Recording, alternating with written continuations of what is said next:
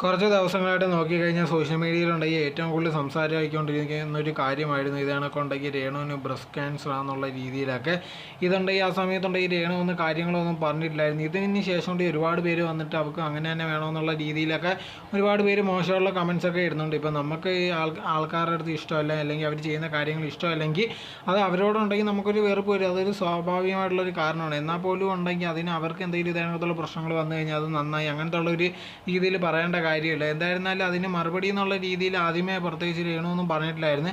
അങ്ങനെ നിൽക്കുമ്പോഴാണ് ഇത് കണക്കുണ്ടെങ്കിൽ രേണുവിൻ്റെ ഒരു കൂട്ടുകാരി ഇതിനെക്കുറിച്ചുള്ള കാര്യം പറഞ്ഞിട്ടുണ്ടായിരുന്നു. അങ്ങനത്തുള്ള ഒരു കാര്യങ്ങളും ഇല്ല, ആൾക്കാർ ഉണ്ടാക്കി പറഞ്ഞിട്ടുണ്ടായിരുന്നു. അതിന് ശേഷം കൊണ്ട് പിന്നെ ആൾക്കാർ ഇത് കണക്ക് പറയുന്നുണ്ടായിരുന്നു ഇത് ചുമ്മാ കള്ളം പറയുകയാണ്, ആൾക്ക് യഥാർത്ഥത്തിലുണ്ടെങ്കിൽ രേണുവിന് പ്രശ്നമുണ്ട്, അതുകൊണ്ട് ഈ കൂട്ടുകാർ മറച്ചു വെക്കുന്നതെന്നുള്ള രീതിയിലായിരുന്നു ഒരുപാട് പേര് പറഞ്ഞിട്ടുണ്ടായിരുന്നത്.